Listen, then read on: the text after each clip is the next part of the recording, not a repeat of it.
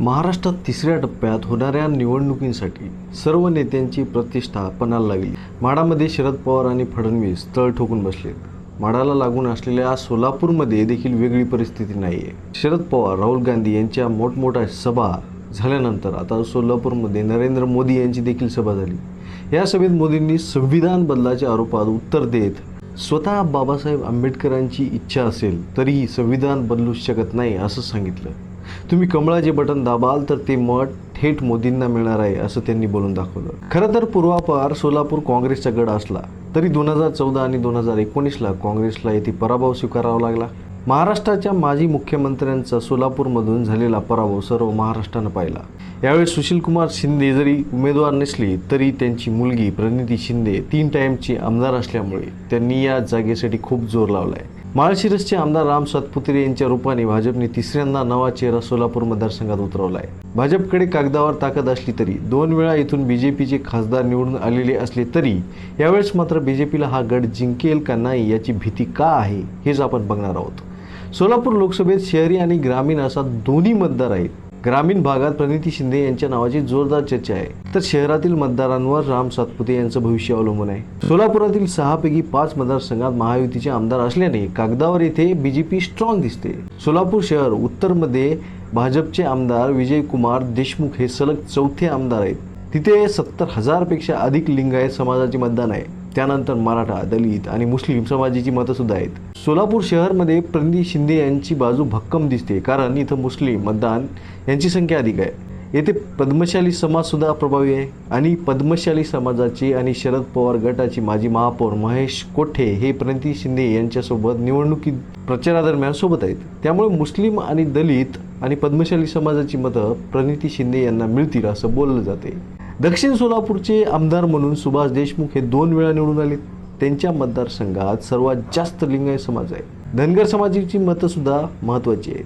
पण सिद्धेश्वरची चिमणी पाडल्यामुळे दक्षिणमधील लिंगायत समाज हा बीजेपीवर नाराज आहे अशी चर्चा आहे. आणि माजी आमदार दिलीप माने हे पुन्हा काँग्रेसमध्ये परतल्याने त्यांच्या हक्काचा मतदार प्रणिती शिंदे यांच्या पाठीशी असेल असं सांगितलं जाते. अशी स्थानिक लेवलला चर्चा आहे. मंगळवेढा पंढरपूरचे भाजपचे आमदार समाधान आवताडे आणि माजी आमदार प्रशांत परिचारक यांची ताकद येते असल्यामुळे राम सातपुते यांना इथून मते मिळण्याची शक्यता आहे. तसेच अभिजित पाटलांचा संभाव्य भाजप प्रवेश राम सातपुते यांच्यासाठी जमेची बाजू असू शकतो. परंतु भगीरथ भालके हे BRS मध्ये असताना देखील थेट प्रणिती शिंदे यांना पाठिंबा दिला आहे. अक्कलकोट बद्दल बोलायचं झालं तर तिथे भाजप आमदार सचिन कल्याण शेट्टी यांनी आपली ताकद पणाला लावलेली दिसते. मोहोळमध्ये अजित पवार गटाचे यशवंत माने आमदार आहेत, पण इथून अनेक वर्ष बीजेपीचे माजी आमदार राजन पाटील यांची ताकद आहे. पण येथील धनगर समाजाचे नेते संजय क्षीरसागर यांनी भाजपला रामराम ठोकत शरद पवारांच्या राष्ट्रवादीमध्ये प्रवेश केल्यामुळे प्रणिती शिंदे यांना याचा कितपत फायदा होतो याची देखील चर्चा आहे. थोडक्यात आमदारांचा आकडा जरी भाजपकडे असला तरी तिथल्या दुसऱ्या फळीतील नेत्यांचा जोरावर प्रणिती शिंदे विरुद्ध राम सातपुते ही झुंज कडवी होईल असं दिसतंय. पण भाजपला सोलापूर जिंकण्याची भीती का वाटते? त्याचं पहिलं कारण म्हणजे कमकुवत नेतृत्व. निवडणूक केवळ मोदी फॅक्टरवर होते अशी चर्चा सर्वत्र सुरू आहे. सोलापूर लोकसभा मतदारसंघात भाजपचे 4 आमदार असून देखील गेल्या 10 वर्षात जिल्ह्याचं नेतृत्व करेल असा नेता भाजपला सोलापूरमधून मिळालेला नाही. 2014ला मोदी लाटे सुशीलकुमार शिंदे यांच्या विरोधात निवडून आलेले शरद बनसोडे खासदार म्हणून निष्क्रिय ठरले. 2019ला लिंगायत मतांची मोड बांधून भाजपने सिद्धेश्वर स्वामींना मैदानात उतरलं. ते जिंकले, पण पुन्हा ते देखील निष्क्रिय ठरले. त्यामुळे 10 वर्षाची खासदारांची निष्क्रियता भाजपसमोरचा सगळ्यात मोठा प्रश्न आहे. यावेळी भाजपसमोर उमेदवारांची टंचाई आहे या गोष्टीपासून चर्चेला सुरुवात झाली होती. सुरुवातीस प्रणिती शिंदे यांना भाजपकडून ऑफर असल्याच्या बातम्या आल्या होत्या, पण अखेर प्रणिती शिंदेंना काँग्रेसकडून उमेदवारी मिळाली आणि या चर्चांना पूर्णविराम मिळाला. त्यानंतर भाजपकडून माळशिरसचे आमदार राम सातपुते यांना मैदानात उतरवण्यात आले. पण राम सातपुते यांची स्वतःची सोलापूरमध्ये काहीच ताकद नाही आहे. उलट त्यांनाच माळशिरसमधून विधानसभेतून मोहिते पाटलांनीच निवडून आणलं होतं, ते देखील 2000 मतांनी. तसेच बाहेरचा उमेदवार असा ठपका त्यांच्यावर लागलाय. सोलापूरमधील स्थानिक भाजपमध्ये सुद्धा राम सातपुते यांच्यावर नाराजी असल्याचं बोललं जाते, कारण म्हाडातून गेल्या वेळेस फडणवीस यांनी रणजित निंबाळकर यांना निवडून आणलं होतं.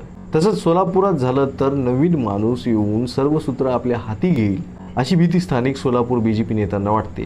त्यामुळे फक्त आणि फक्त मोदी फॅक्टरवरून सोलापूरमधील निवडणूक भाजप लढवते अशी चर्चा सुरू आहे. आणि दुसरा मुद्दा म्हणजे MIM आणि वंचितचा नसलेला उमेदवार आणि संविधान विरोधी नेरेटिव्ह याचा फायदा प्रणिती शिंदे यांना होऊ शकतो. 2014ला सुशीलकुमार शिंदे यांचा पराभव झाला, त्याला कारण होतं मोदी लाटेचं. परंतु 2019ला या जागून MIM आणि वंचितची युती असताना प्रकाश आंबेडकर यांना 1,70,000 मतं पडली होती आणि सुशीलकुमार शिंदे यांचा पराभव 1,58,000 मतांनी झाला होता.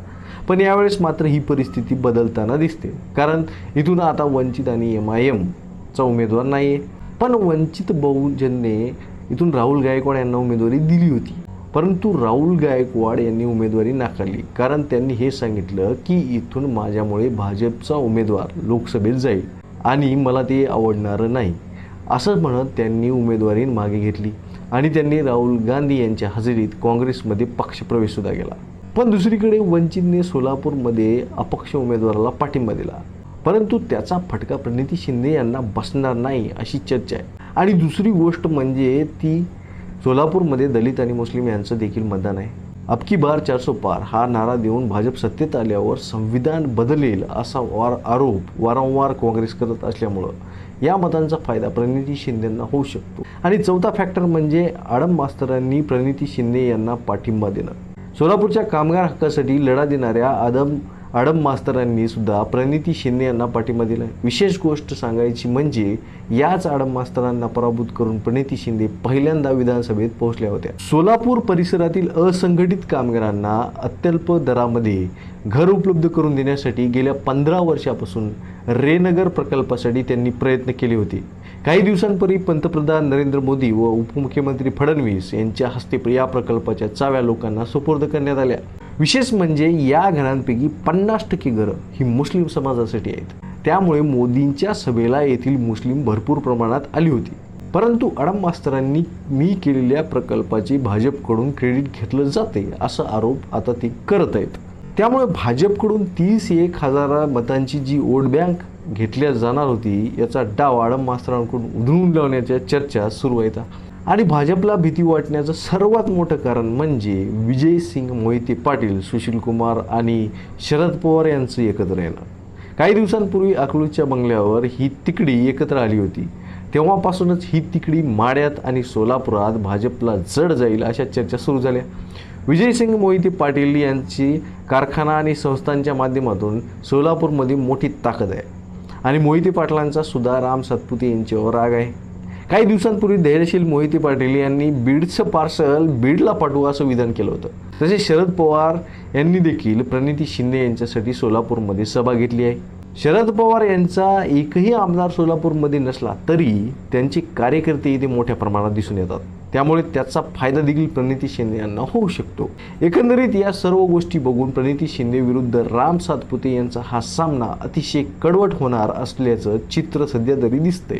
आणि कोण सोलापूरमध्ये बाजी मारते ते येणाऱ्या 4 जूनला समजेल. आणि या ठिकाणी भाजपला खरंच भीती आहे का? तुम्हाला काय वाटते? तुमच्या मनामध्ये काय चाललंय ते तुम्ही थोडं कमेंट मला करून सांगा. आणि जर व्हिडिओ आवडला असेल तर व्हिडिओला लाईक करा, चॅनलला सबस्क्राईब करा. मित्रांनो, जय महाराष्ट्र.